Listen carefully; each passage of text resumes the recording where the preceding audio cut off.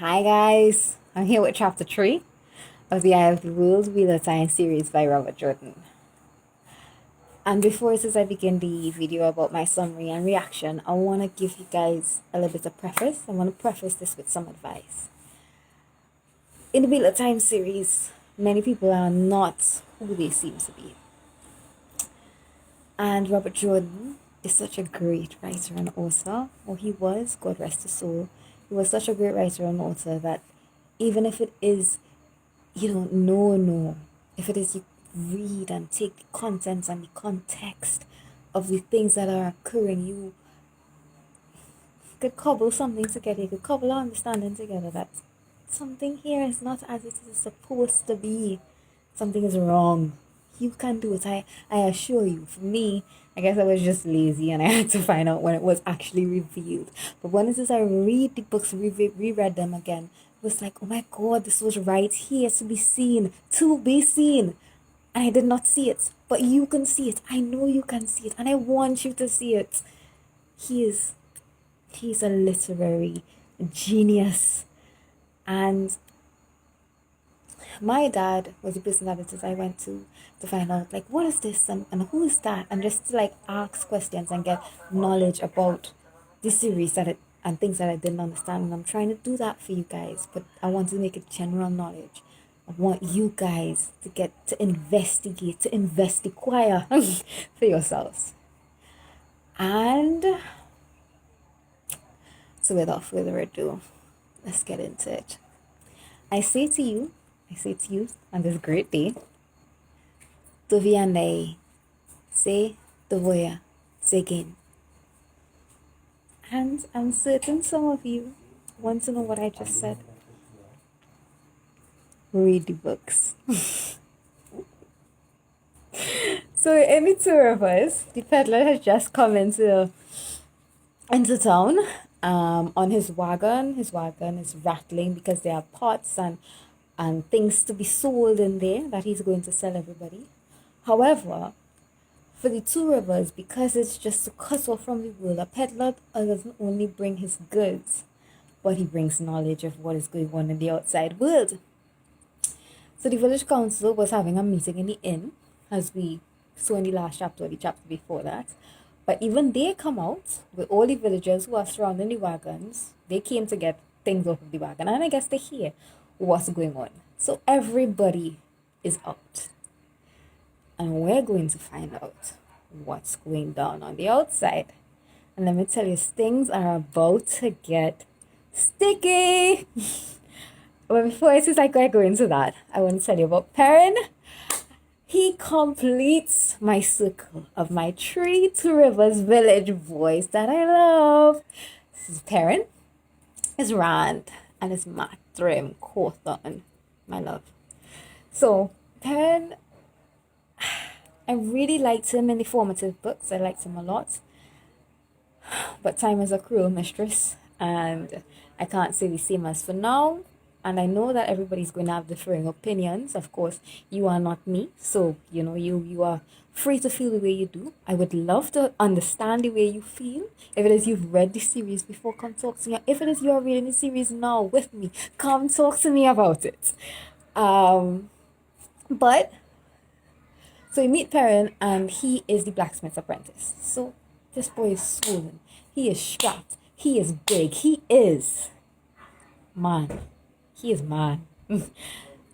But because of that, and always because of being the strongest and the biggest, he is a very tender-hearted, calm, slow to anger person, because he knows of the damage that can be done if it is he loses control. And I love that.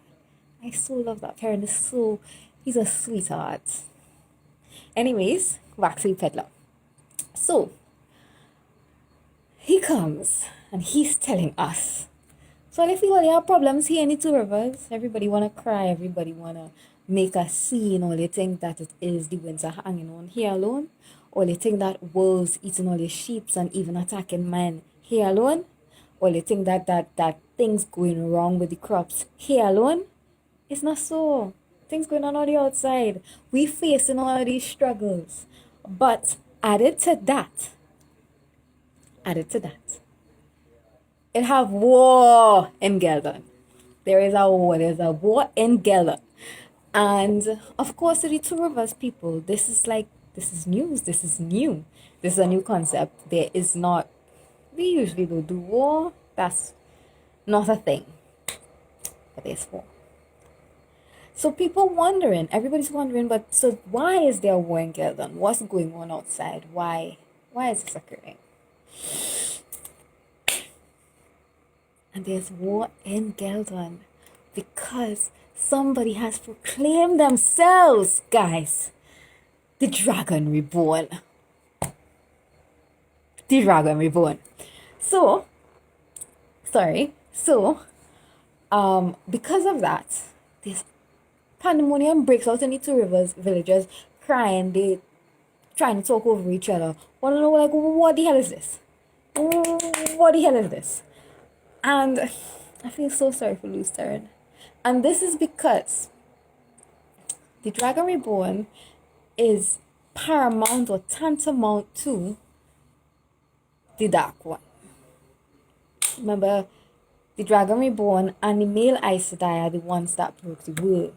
So they don't really have such a great name. And we are coming from the Age of Legends to now. But they call this the Third Age. In the Third Age, they don't have the source of information that they had back then. There's less information now. And then we go to the back end of Forever in the Two Rivers, where there's less information than the less that the world has. So they believe, especially there, that Dragon Reborn and Aes Sedai are people who are in league with the Dark One, and they want to bring about the end of the world, and it is horrible to even talk or speak of them. It's all very sticky. It's all very, yeah. And I am angry and I am upset for Lucerne because he didn't kill his family and himself for the name of the Dragon Reborn to be dragged through the dirt like this. My boy Luce, Theron Telemon, the bloody Dragon Reborn. He didn't do everything he do for it to be acting. So, no man, no. So, anyways,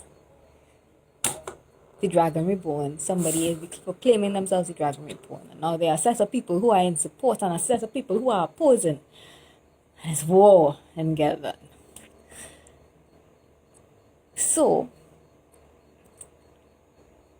the question is raised.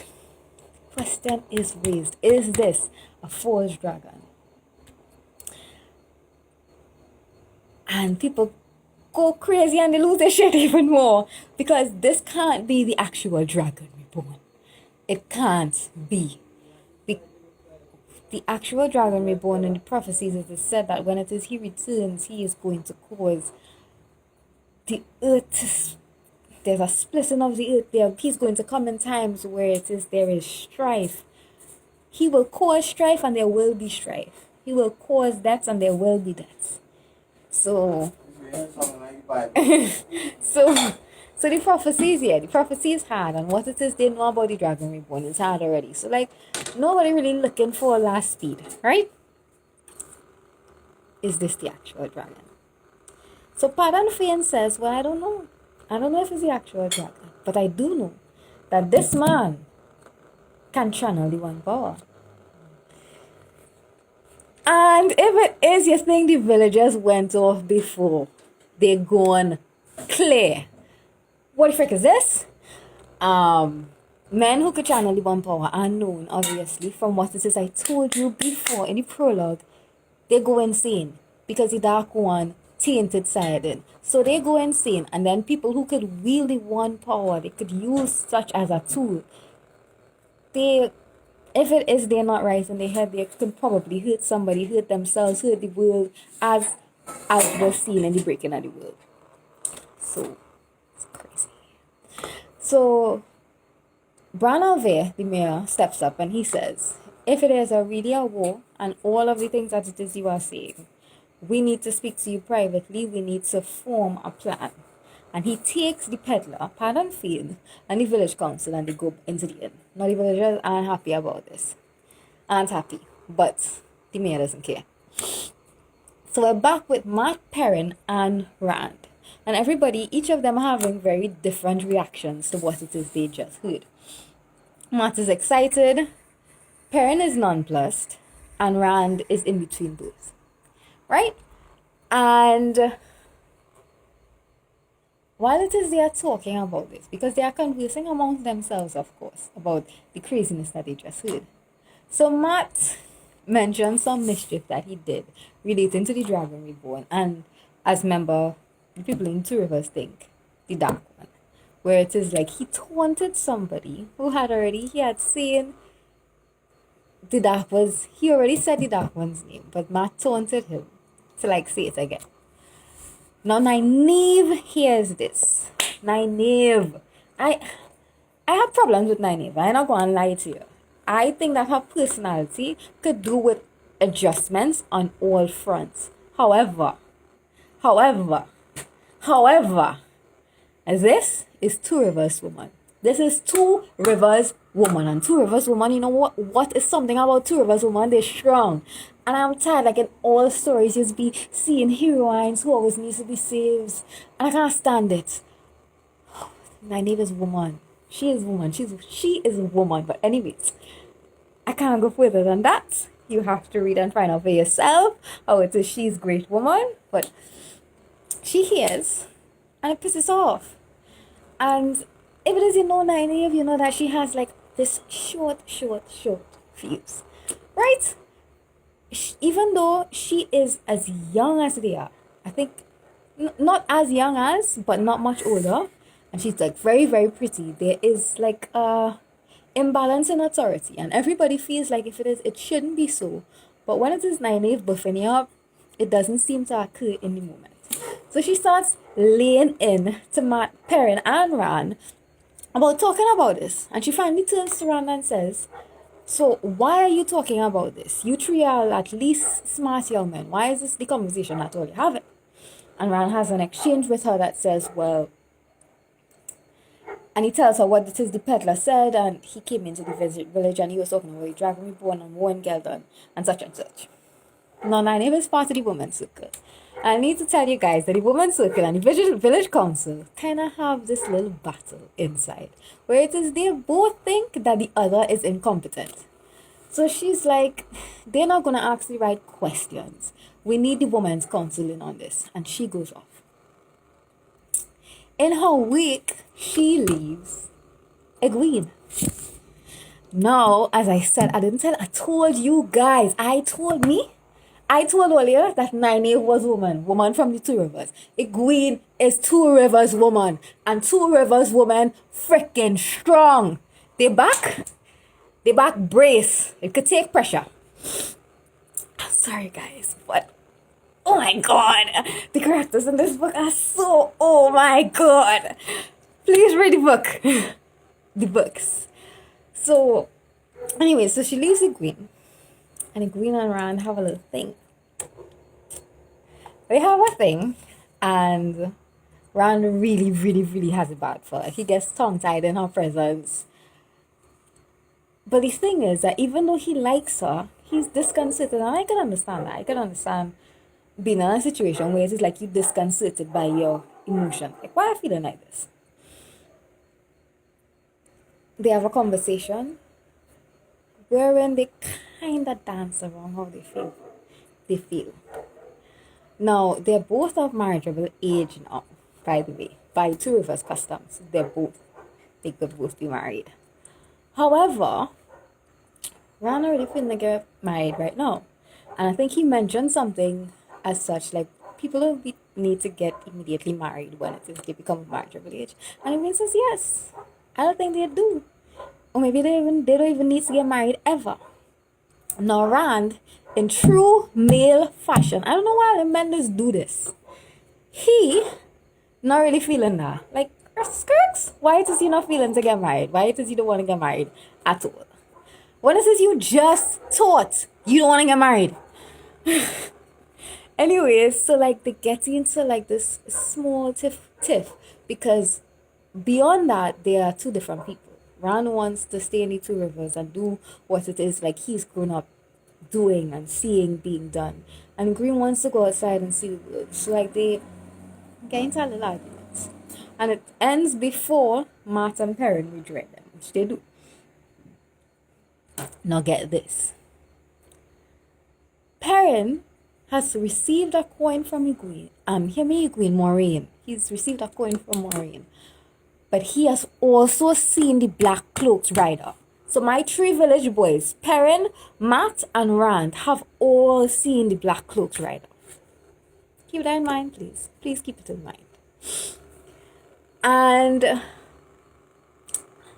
the chapter ends with a grey shaggy-haired man coming outside of the inn looking like he's being pursued. Guys, things are obviously, you are seeing that things are ratcheting up. It is ratcheting up.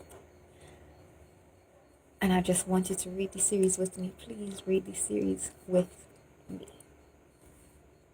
Bye. I'll be back with chapter 4, and I hope you'll be back, and I hope you'll be reading as I am reading. Later.